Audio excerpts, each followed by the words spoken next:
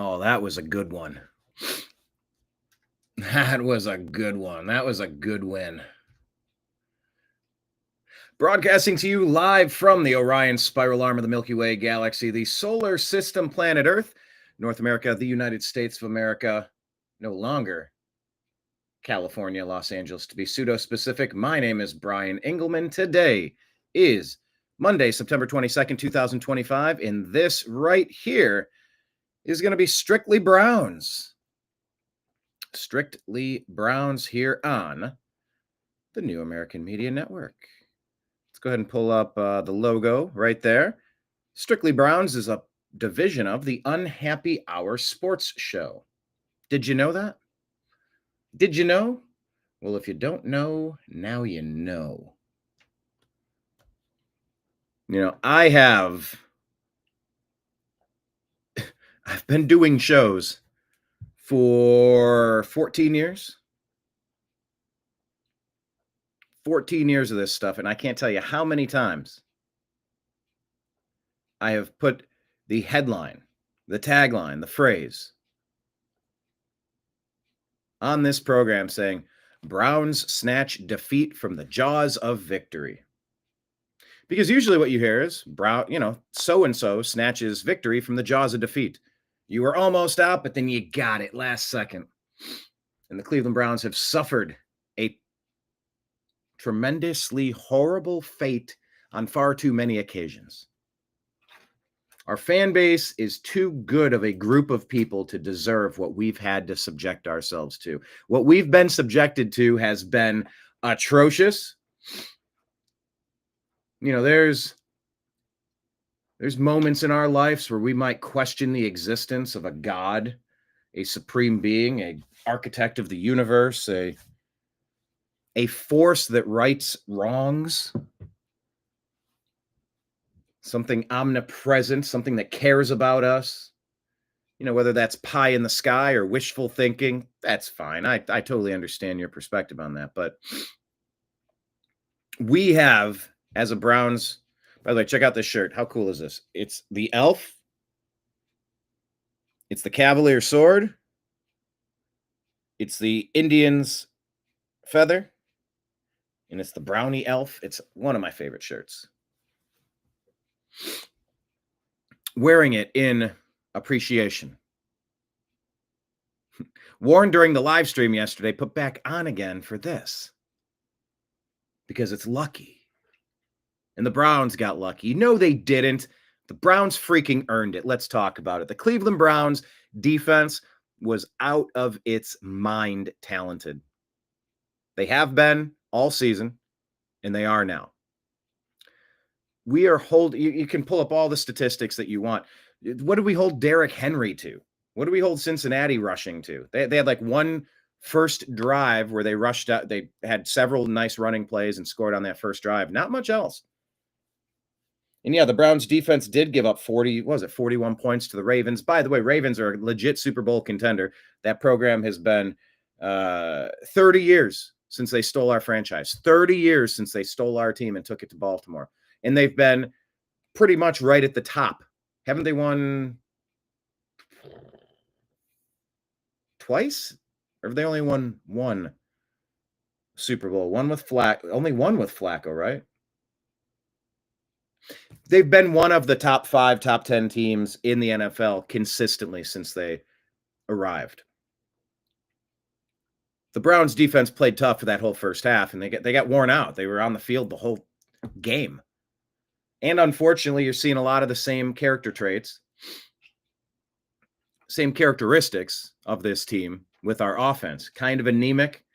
Joe Flacco doesn't look very mobile at all. It's sort of eliminated the whole fake handoff bootleg thing that Baker Mayfield damn near perfected. Go back and look at Baker haters, please. It's okay to be wrong. I was not wrong about Baker Mayfield. You threw in the towel. He played video games. He stayed up too late at night. He threw 3-4 interceptions against the Packers all those years ago.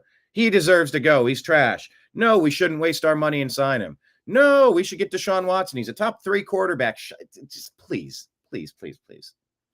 Oh, Baker would have never been good in Cleveland. He was good in Cleveland, okay? Don't do that.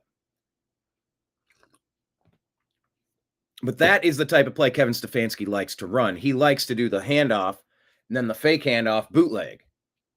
And Baker Mayfield, go back and look at the statistics. He was playing out of his mind on those bootlegs where he could get a little bit of space from that line and he could use some athleticism to make some plays on the run, maybe take off and use his feet. You've seen Baker do this 3 straight come from behind victories for the 3-0 Tampa Bay Buccaneers, by the way. First time any quarterback has ever done that in game 1, game 2, game 3 of the season in NFL history. So Baker's still doing things that nobody's ever done. Yes, he can win the big games, etc. But Joe Flacco, the type of quarterback that he is, yes, he's got a nice arm, but he missed several nice reads yesterday. What was it, the flea flicker? Where the guy was, Isaiah Bond was open. They shoulda, coulda, woulda, but they didn't. By the way, anybody who's watching, please hit like, please hit subscribe, and type your comments in the comments section so we could I'll take any of your questions, any of your comments, and I'll try to incorporate it into the show. Lynette, if you're watching, please feel free to make a Browns pun. Lynette and I and Carl and several others are in some of the TNAM groups. I haven't seen you as much lately. I miss your puns, your jokes. But the Browns offense has been struggling. Now, we've been outgaining our opponents. That Cincinnati game is a game that we should have won if it weren't for our kicker, for our special teams. What was it, a missed extra point and then a missed field goal? We had that game won. We lost it. But guess what? We had this game lost, and we won it. We won it by blocking the field goal that the Packers were trying to make to essentially ice the game, or at least get close to it. We blocked that. Kudos to the special teams unit. We're celebrating today. All right. We're celebrating today. Yes, Joe Flacco, as it stands, he's missing some wide open receivers. But we're also playing without some tackles. We don't have Jack Conklin. We don't have DeJuan Jones. By the way, NFL, it's time to start protecting the knees of Cleveland players. For the love of God, you have got to start suspending people. Make them lose their game check. Okay, let's see if Jeremy wants to jump into the show. Make them lose their game check if they're going to dive at players' knees. They injured DeJuan Jones. Micah Parsons injured Nick Chubb a couple of years ago. Just blew his knee out. The NFL has got to do a better job stopping that. There's nothing more chicken shit than diving at a man's kneecaps. Oh, well, it's just, it works. It's something that we do to, okay, it's something that we do. That's neat. No, NFLPA's got to defend our players, but Joe Flacco's missing both tackles up against Micah Parsons in a really tough Green Bay defense. So, I mean, we were outpacing the Ravens in total yards. We were outpacing the Bengals in total yards. And we held Jamar Chase to next to nothing with a healthy Joe Burrow, by the way. The defense has been stellar this season. But let's face it, Joe Flacco, the mobility is not there. However, let's give Joe Flacco his roses. We can't just start screaming for Dylan Gabriel or Shedeur Sanders. I know during the game of the live feed, by the way, I've been doing live feeds, live streams of the Browns games. We're watching the game together, hanging out in our digital living room. Special thanks to William Marar being there yesterday, watching the game with us and running down the scores and the fantasy football implications, and Sal for jumping in. Quick programming note, please make sure you check out our program tomorrow. It will be at 6 p.m. Eastern Time, Strictly Football with Mike Barra. You might have seen him on Ancient Aliens, and Jim Mitchell giving us some betting trends, and Ezrael Robinson, Cowboys fan. Those two are Seahawks fans, and we do Strictly Football. I think we're back to our regularly scheduled time next week, 6 p.m. Eastern Time. But we're going to cover the whole league tomorrow. I just want to talk about the Browns today. But yeah, during the game, I was calling for Dylan Gabriel because nothing was working. We scored all 13 of our points in the last 3-4 minutes of the game. That's not good. And yeah, Dylan Gabriel's short. Okay. But can he move around in the pocket? Can he do those. How much more effective will those play actions be and the play action bootlegs be if you had a mobile quarterback like Dillon or even Sanders? Sanders might have a little bit more to go, I guess, just the way that he played in college and his tendency to break clean pockets. And there's coaching, there's stuff that you need to get reps and you need to kind of get used to things. I have no problem redshirting Shadur Sanders. He showed a lot of promise in that Carolina preseason, but he's not ready. Dillon Gabriel played 5 years in college football. He's more ready. And by the way, that's not to say that something couldn't happen where you might need someone to fill in for Flacco or fill in for both Flacco and Shadur. You never know. The last time we made the playoffs a couple years ago, we used 5 different quarterbacks. So we need to have a roster of people ready to go. Bailey Zappi, I think, is still on the practice squad or something. But when it counted, let's give Joe Flacco a little bit of credit. Let's focus on that last drive. We needed that final pass, that final catch to David Njoku.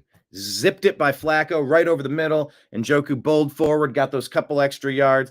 And I'll tell you what, the leadership of Flacco and the fact that Kevin Stefanski had us coached up well enough to take on that situation. Was it 12 seconds left? I'm trying to remember how many seconds were on the clock. It was roughly 10 seconds, 12 seconds. They caught the ball. Njoku caught it, got down. The whole team got exactly where they needed, got in position, stone. No movements, no stuttering, just ready to go. Grabbed it, clocked it with enough time for Andre. We call him Schmidt, but S-Z-M-Y-T. Is that really S-C-H-M-I-D-T? Like, that's how we're going to pronounce it? Not Smith. Smith. It's Schmidt. I'm not understanding this. The vernacular of it all doesn't really add up for me. I'm still trying to learn. I'm still trying to understand the name Quinshawn. I've lived many years and I've never encountered a name of Quinshawn.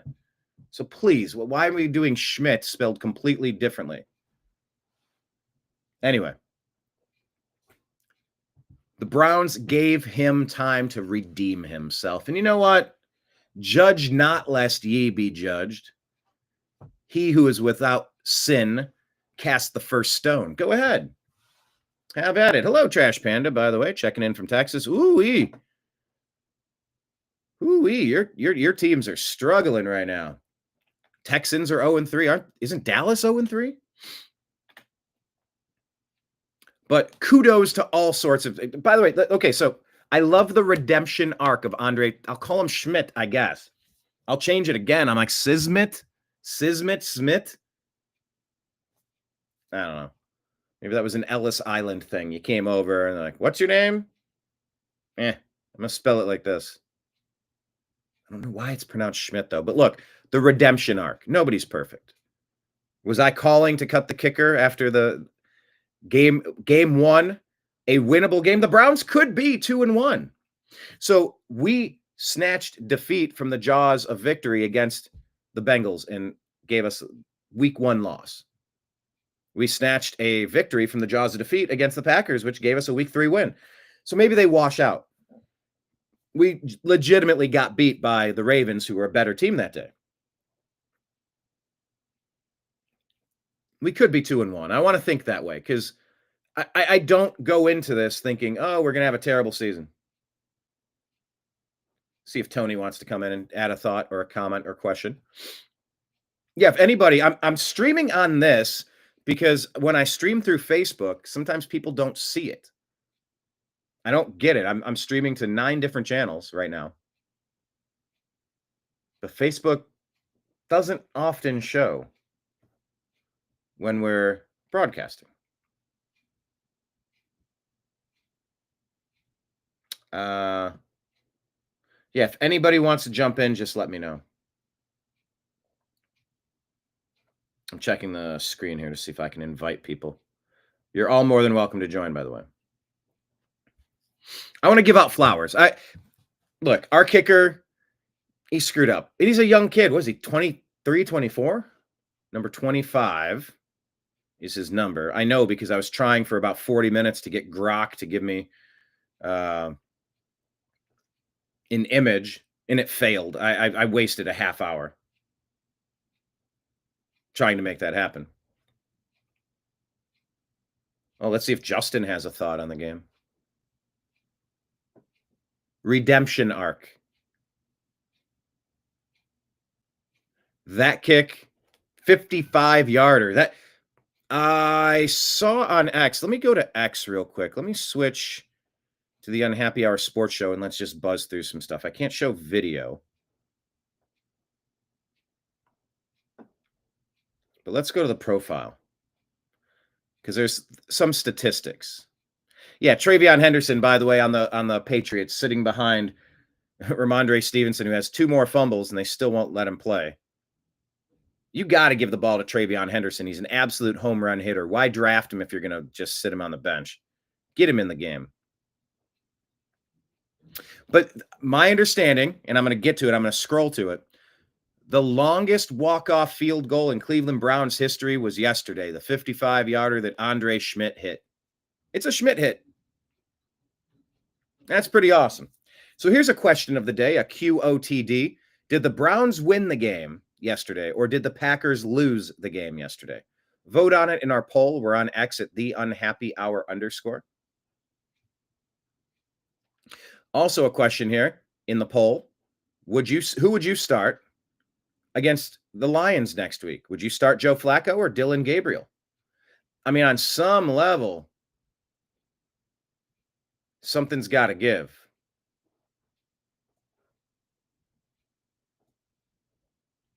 On some level, something has to give.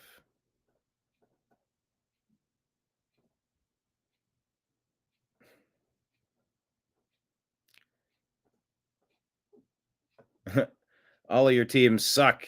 Schmidt happens.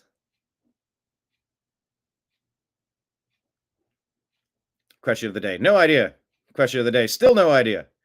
All right, Justin, let's go Brownies. Absolutely.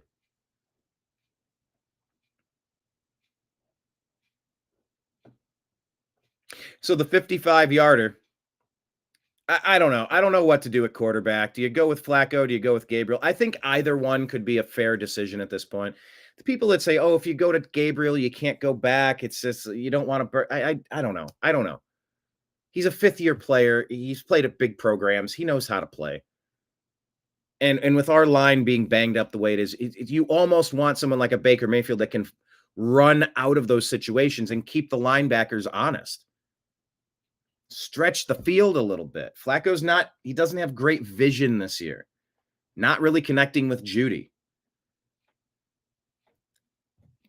But then again, would Gabriel have been able to pull off and execute that clocking that we needed after that completion from Flacco to Njoku to get us the game winner? So I don't know, but look, game ball to Andre Schmidt, the longest walk-off in our history, in Cleveland Browns history. That is my understanding. Let me buzz through a couple of these. Yeah, Grant Delpit's first interception. His interception today, they say it's the team's first since week 13 of last season. DeJuan Jones is hurt. Jack Conklin has been paid over $80 million from Cleveland to always be hurt. Wyatt Teller's a free agent next year. Ethan Posich, a free agent next year. Batonio, a free agent next year, probably retiring. Jason Lloyd says, this is a season of beginnings and endings in Cleveland. You have veterans trying to hold on for a few more weeks and rookies trying to emerge as the future. And on Sunday, one kick brought them all together. Aaron Goldhammer with a strong thought here. By my count, the Browns had at least 6 rookies at least contribute significantly to this win. Mason Graham was incredible. Carson Schweisinger is awesome. Quinshawn Judkins, best game by a running back since Chubb went down. Harold Fannin, the yards after catch play was so huge. He got hit by 2 people, and he somehow got through both of them and took on 2 more. Harold Fannin is legit. Aiden Huntington, I think he's the one that blocked the kick, technically. And Andre Schmidt. So look, let me give kudos also to Andrew Barry. I'm no Andrew Barry fan. He totally screwed up the Baker situation, made it worse with the Deshaun Watson situation. And you look through his drafts and you go, how many of these players are making any impact for this team? Well, guess what? They are this year. And you got to give credit where credit's due. When I brought up hating on people like Baker Mayfield, haters are going to hate. I get it. Fine. Whatever. But when you continue hating despite new evidence, it's a mental illness. In the world of politics, you hear the term Trump derangement syndrome coming out a lot.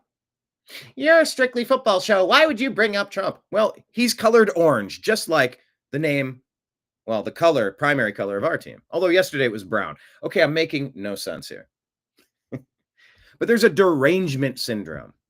When you get locked into a mindset, Baker bad, Baker bad, Baker bad, Baker bad, you go, all right, you need to be deprogrammed. You're on a destructive infinity loop of nonsense because you're not considering any new information.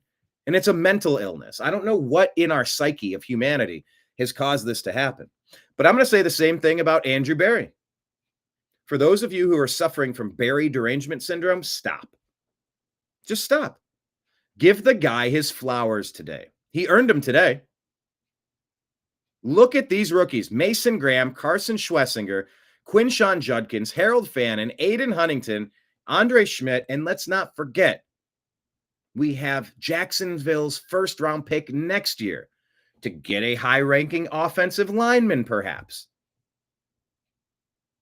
Maybe another 1 or 2 in free agency. You damn well better. I can't believe I'm saying it, give Andrew Barry his flowers. Look at the impact of these rookies. By the way, look at our defensive coordinator. Look at the defense. Mason Graham next to Myles Garrett. Are you kidding me? How many times did you see Schlesinger? Really, it was everybody. It wasn't like Myles went off and had 6 sacks yesterday. There was a lot of pressure, a lot of great stunts where they'll switch positions and cross behind each other. I mean, so quick we are getting to that quarterback. All 3 games this year. Kudos. Really seeing signs of improvement, and I'm here for it. Come through and help. No. So, by the way, let's look at against Dallas. No, I'm trying to pause that. This is tricky because I can't be showing NFL footage because it'll get banned on YouTube because it's so bad. You have random piano music behind some lecture speech and you're listening for the words and they'll flag you for, it's like, I didn't even notice there was music in there. Was that music? The copyright laws are out of control. Anybody can share anything directly on TikTok or Facebook or Instagram. But if you try to broadcast through YouTube, it's like, oh, big X. We got to demonetize. We got to shadow ban this content. By the way, we are monetized. If anybody wants to throw anything, no, I wanted the other screen. Why would it do it that way? Okay, so no matter what I do, it won't let me full screen me. This is dumb. Here, got to try it this way. Welcome to my bar. There we go. Here's the image. This is my sports bar. We're talking about all the things up there. But I do have a tip jar if anyone's interested. Let me put it on the screen. It's not on here. I do many shows, so I do have a lot of juggling to do. Oh, speaking of which, I didn't do the show intro. Hi, this is Eric Metcalf, and you're watching Unhappy Hour. Well, that's a version of one. I will go into this folder, and I will put this on the screen because we have our tip jar. We're on the New American Media Patreon. Please consider subscribing. 14 and a half years of content. Not stopping anytime soon, but donations like yours really matter. We're also on Venmo and Cash App at my name, Brian Engelman, and then PayPal, fuzzinstallment@yahoo.com. if you're interested. We'll keep that scrolling at the bottom of the screen. Let me pull up this. Go side by side again. There we go. So, yeah, by the way, Quinshawn wasn't able to practice this whole offseason. He was wrapped up in something, and he was accused of things, and nothing was charged. He was not found guilty of anything. I was a little concerned with Quinshawn being as aggressive as he was. He was barking a lot in the first quarter yesterday.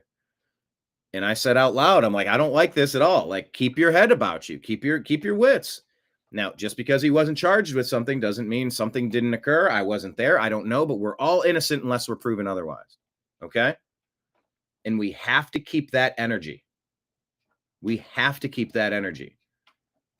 Once again, judge not lest ye be judged. I mean, what if you were on the receiving end of a Trevor Bauer or a Bubba Wallace or a Juicy Smollier? Like, just an accusation doesn't mean much. But what it meant to the Browns was we didn't sign him until the very last second. It meant that he wasn't practicing with the team. I don't know if that was league mandated or if that was personal choice or if it was bad negotiations from the agent to keep him out of practice. But Quinshawn Judkins was not available to us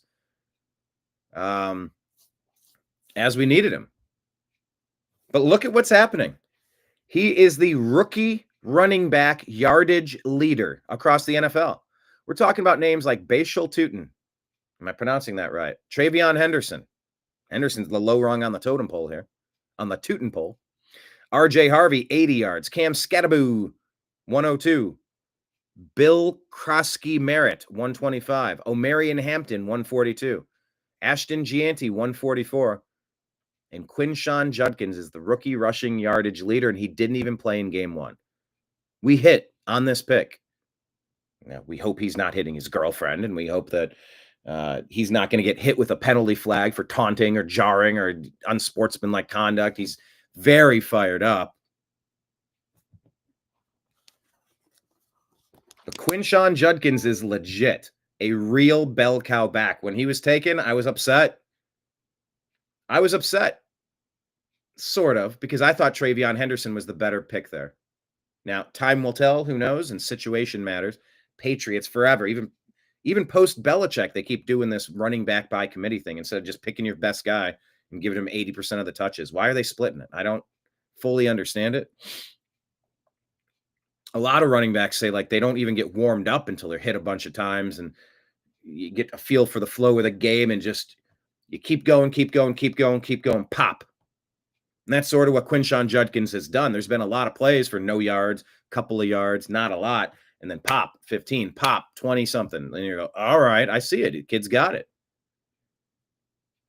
But I did a live draft show during this off-season's NFL draft. And I simply said, look, they took Dylan Gabriel. I don't know if he's the answer. I don't know why they waited so long to take a quarterback. I don't know why they traded down Mason Graham. Do you really need a defensive tackle? Well, guess what? He is a disruptor. His win rate is 43%. Don't quote me on the stats. I'm going to scroll to it in a second. I think the league average win rate is 7%, and he's at 43. Let me pull up the stat, but he's through the roof. So if the guy that we got is going to be a long-term disruptor, that is a win. But I said on draft day, you know what? I don't even care. Let's go. We're making moves. This will either get us closer to determining if Stefanski Barry, and I think Stefanski Barry need to be tied together. I don't know that you can keep the GM and lose the coach. I don't know that you can keep the coach and lose the GM.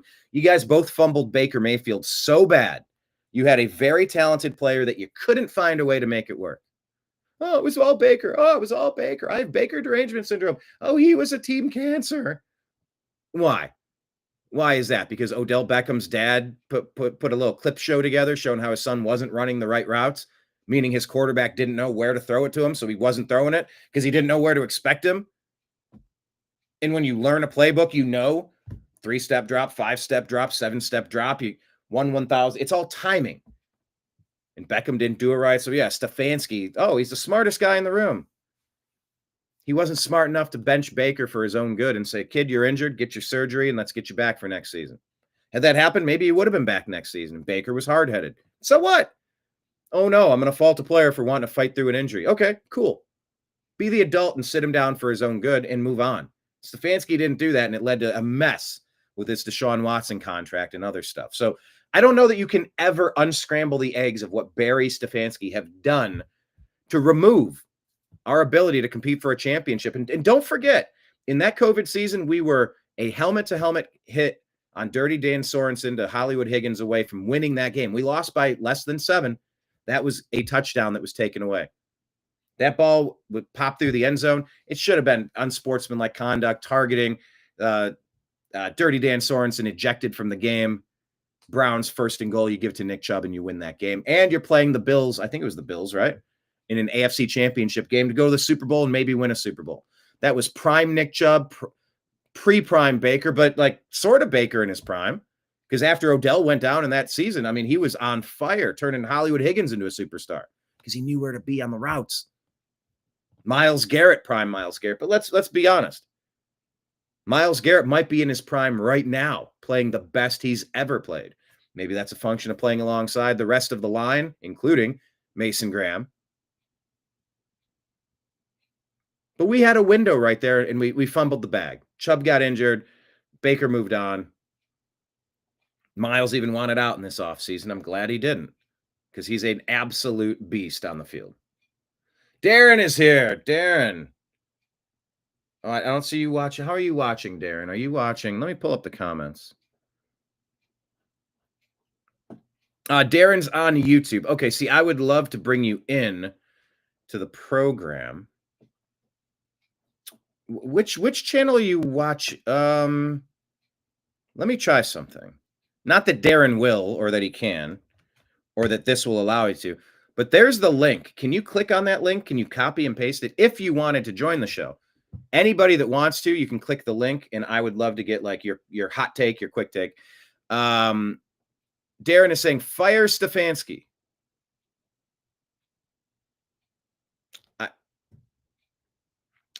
I am not in the Kevin Stefanski fan club. I'm just not. Gotcha. You're at work right now. Yeah, no worries. Darren says Mason Graham is a stud, but he's definitely being elevated due to Garrett. Okay, well, and Garrett's being elevated due to Graham. That's Forrest Gump and Bubba leaning up against each other. Hey, Forrest, you lean up against me, I'll lean up against you. That way we'll keep our heads out of the mud. You know, it's the same thing. What do they say about the Buckeyes? Well, Will Howard, he's no good. He's only good because they have good receivers. Baker Mayfield, he's only doing okay because they have all these great receivers. By the way, Chris Godwin injured. By the way, Mike Evans injured. 3 of his 5 offensive linemen are injured.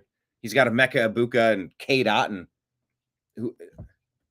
I mean, so it's easy to diminish Will Howard, the Buckeyes quarterback, because, oh, well, he's only good because he chucks it up to Jeremiah Smith. Oh, okay, what? He's going to throw it to himself. He's going to do like the Looney Tunes thing or something where he'll throw the ball and then he'll run and he'll catch the ball for his touchdown. Being penalized for succeeding because you have success. I get the point, but also, come on, how can you judge that? It's not like Myles hasn't led the league in sacks and been defensive MVP twice now without, he did that without Mason Graham. So the point's taken, but the point is also kind of moot and it's kind of whatever. But yeah, of course they're elevating each other.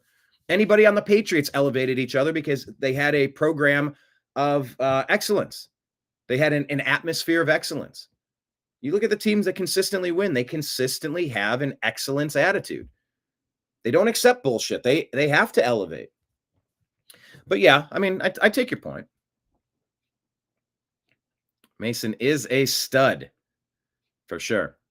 But look, I'm going to give some kudos to so many people. Joe Flacco, tough game. Missed open players, and he's not very mobile. It's not great. But that being said, I'm not going to be able to do the side-by-side with the comments up here. Okay, Darren can contribute on the show without having to talk. That's fine. Darren's been a guest on our program before on the Unhappy Hour. We've talked about your World Series of Poker stuff. You may have seen Darren on ESPN. Or is it ESPN2? I don't know. Darren says Miles is getting triple teamed, which makes it a lot easier for Graham to win his matchups. Yes. On some plays. He's not getting triple teamed on every play, but yes, of course, that's not going to hurt. Darren says, yeah, Flacco's done. Start the Rooks. Maybe the Rooks wouldn't have executed that catch to Njoku to clock it with 10 seconds left. I mean, usually that play takes a couple more seconds. In one little misstep could have just derailed it all. And it's another Browns way to lose. They lose in the Brownsiest way. All you had to do, but you had a rookie in there. He didn't have enough repetitions with the coaching staff and that offensive line to get him up and to clock it. There was a little bit of confusion, and that 1 second made the difference. Browns couldn't even get the kickoff. I blame Stefanski for playing the rookie. When you have a Super Bowl winner there that coulda, woulda, shoulda.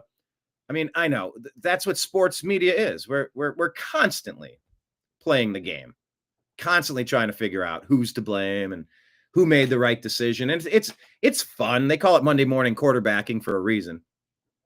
But I just got to give him some credit today. I got to give some credit to where credit is due. And look, they evaluated maybe the best running back out of this class way too early to know. But if you got Ashton Gianti at where was he picked? Number 7 or 8 or 9 or 6? He was picked very high, top 10. I mean, if you get Mason Graham and next year's first round pick, and you're able to get the second rounder that you use on Quinshawn, like I'll take Quinshawn and 2 first rounders to swap for Gianti, and Quinshawn's out working him. Okay. So through next week. Yeah, Harold Fannin Jr. breaking 4 tackles to get the first down. That's enormous. Nick Paulus here says it's very early, but let's take a look at the trade. Jacksonville got Travis Hunter in number 104 overall, which was Bashal Tutton. The Browns got Mason Graham at 5, got Quinshawn Judkins at 36, got Dylan Sampson at 126, and next year's 2026 first rounder. It looks like a huge win for the Browns and Andrew Berry. So let's give Andrew Berry some credit today. Rookie Watch says, yeah, starting to look like the best RB from the 2025 class. Judkins had the Packers defense struggling. He had 18 carries leading the team, 94 rushing yards leading the team, 1 rushing touchdown leading the team. He's played 1 last game and missed all the training camp. So yeah. No, I can't play clips. That's Mason Graham being good at sports. There you go. Mason Graham recorded a 43% pass rush win rate against the Packers today. Average for a defensive tackle is 9%. Okay, I said 7. I was very close. So it's 4x. Darren's a mathematics guy. That's why he's good at poker. Not the only reason. By the way, I can't play you these plays, but if you look at Carson Schlesinger on this play, he rolls out, and when he gets a head of steam going, by the way, don't forget, JOK made a cryptic post, and he might be trying to come back and play.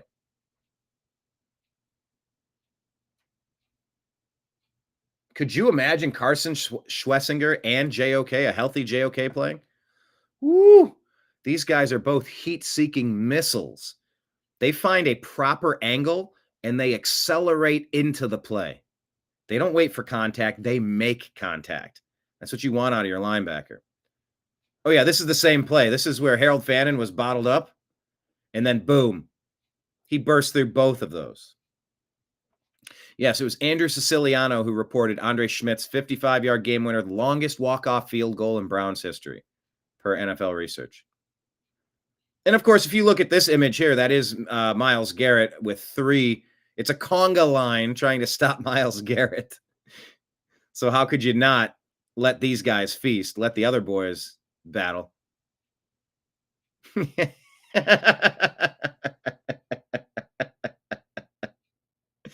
Look what McNeil did here. Look what McNeil did. Let me go full screen. he grabbed other linemen to make it look like Myles was going up against 1, 2, 3, 4, 5, 6 offensive linemen. So there's some exaggeration as to how far the Packers went to contain. What just happened here? Why did the stream go off? Oh, I guess because I clicked? That was weird. Why would it do that? Get it again? Okay. That's hilarious. No, I can't play clips. But yeah, look, Joe Thomas said Stefanski had them ready for that moment to clock the ball, to get those yards and to clock it. So many games are won with these little things you practice for weeks and maybe years without it showing up. But when it does, it wins you a close game. And we said huge kudos to Coach Stefanski, who Darren wants to fire. That was growth. That was well-coached execution. You got to give credit where credit is due. You know, I might be able to watch this. I'm just going to have to scroll. This is kind of fun from a Packers perspective. Then I'll probably wrap up my roundup because I got to get ready for the TNAM Daily Show here in a second. But this dude is watching the Packers game. 3rd and 3. Oh, no, there's volume. I can't play it.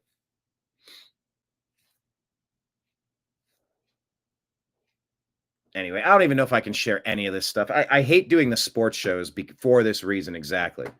Oh, you used a still image from the game. Like, it's newsworthy. We have oh geez, what's the phrase? I always use it on my other show for the New American Media. Not artistic license. It's fair use. We're talking about current events in the news. Like, we're allowed to discuss what's going on. We can use brief clips. We can't rebroadcast the game. Nobody's ever trying to do that. Anyway, I'm gonna have to get away from the X feed there. Darren says maybe the rookies score more so they don't have to execute that play. You can't score less than 0. Okay? You can't score less than 0. Now, look, Flacco was putting up offensive yardage. He was really putting up offensive yardage. I know the screen went dark. I did that intentionally. We scored that touchdown. That's something. And you'll say, well, that was off of that interception. It was a short field. Well, somebody had to get him to the 1 yard line for Judkins to punch it in. Flacco did eventually do that. But yes, I take your point. Maybe the rookies scored more. Or maybe the rest of the team's going to keep gelling. We got a lot of youth. And Harold Fannon's a problem. The more he gets involved, the more it's going to be open for Judy. Darren says, with an average offense, this team would be 3-0. The defense may be top 5. Hold on. Are you saying all time in the history of football? I mean, they're playing fantastic right now. I mean, with superstars. Miles being like the ultimate defensive superstar. Top 5 all-time in Browns history or top 5 all-time? You are the statistics guy, Darren. So I am curious, like, where do they rank after 3 games? I'm very curious. But we didn't have a takeaway until this game, right? That was the first takeaway of the season. So, I mean, defense can be judged on takeaways. Can be judged on points allowed, field position, time on the field. Like, there's different ways.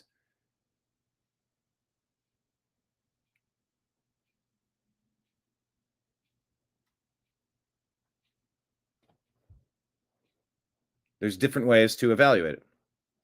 Paramjot Sandhu, you've been here before. I remember you. What'd I call you? I called you Jot. Yes, you are Jot. I remember you being in the streams. Hello again, Jot. Jot says, I'm sorry, but Kevin still has to be fired. He stinks. His offense stinks. Always have. It didn't stink under Baker Mayfield in the playoff run where we should have been in the AFC Championship game with prime Nick Chubb. I mean, who was Baker even throwing to? Hollywood Higgins and Jarvis Landry and Njoku? We're giving up 67 rushing yards a game, which is nothing. 204 yards average per game. Although, I mean, we gave up 41 points to the Ravens. Now, well, I guess 7 of those were on a turnover, so maybe 34 points. Look, I'm here for it. Kudos across the board. Harold Fannin looks great. We're not perfect. Judge not lest ye be judged. So, I mean, Andre Schmidt got his act together. I'm not going to build a statue for him yet. We've done that with quarterbacks before. Remember that Baker game? The Baker came from behind and won the game, except that we kicked a 50-something yarder in Carolina to win that game. Then that kicker, who's that kicker? He's gone. I forget his name. It wasn't Dustin Hopkins. It was the other guy, wasn't it? They all blur together for me. Yeah, blocked punt and interception. Half the points came off of short fields. That's fair. We didn't let Derrick Henry do anything. And that is the truth of it all. But super excited. I refuse to believe that we're going to be the worst team in the league when people were saying that. I refuse to believe we're going to only win 3 games. Nobody knows. Nobody knows. Oh, we got a tough schedule. Every schedule's tough. They're all NFL teams. Some teams that you project are going to be good fall to crap. Teams that were crap end up being good. You never know who you're really playing until you play them. Who thought the Falcons were going to get steamrolled the way they did yesterday? Who thought the Vikings were going to get steamrolled like they did last week? The Cowboys would be 0-3. You just kind of never know. So we're competitive. We're competitive. That whole first half against the Ravens, we were there. We were right in it. Yeah, some defense, some special teams, some turnovers. We lost it, but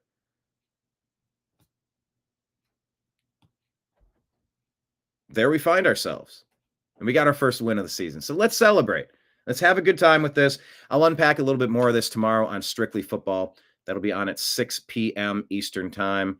Please make sure that you join us. That's an old image from Season 2, Episode 1. We're on Season 2, Episode 5 now. That makes about 30 episodes of the show. Strictly Football here on the Unhappy Hour. So thank you all for jumping in with your comments. Definitely appreciate it. Join us tomorrow at 6 o'clock Eastern, and we'll talk some more about this. Super happy. I'm going to see Trash Panda in a couple minutes. I got to reset this feed, and we're going to get to the TNAM Daily Show. So we'll close this show, and we'll get back. We're going to cover the news, of course, the Charlie Kirk Memorial. Whew, wow, that one. And the other news from over the weekend. We will unpack. Like I say, we're the TNAM Trash Pandas. We dump the news out on the table. That's the trash. And we separate it. We separate fake news from fact. We just try to figure out what's going on in this crazy world. Darren saying that the 2000 Ravens only allowed 60 yards rushing a game, and we're allowing 57 yards rushing a game. Whew. Yeah. I saw Annie Agar, the Packers fan, and she was like, I can't believe the Browns. We've looked like trash. And it's like, no, everybody's going to look bad against the Browns defensive front. You have no idea how good this is. So continued prayers for health of all of our players and a focus, clarity, dedication, athletic achievement, prowess, strategy, execution. Let's get her done. Browns get the first win of the season. 1-2 on the year, playing the Lions next week. Go on X at @TheUnhappyHour_. At @TheUnhappyHour_ and vote. Who would you like to see a quarterback next week? Dylan Gabriel or Joe Flacco? Do the vote, and we will talk to you later. I appreciate you. I love you, and we'll talk to you again soon. Take care, everybody. I'll be back in, oh my gosh, 15 minutes, 20 minutes. Okay. And away we go.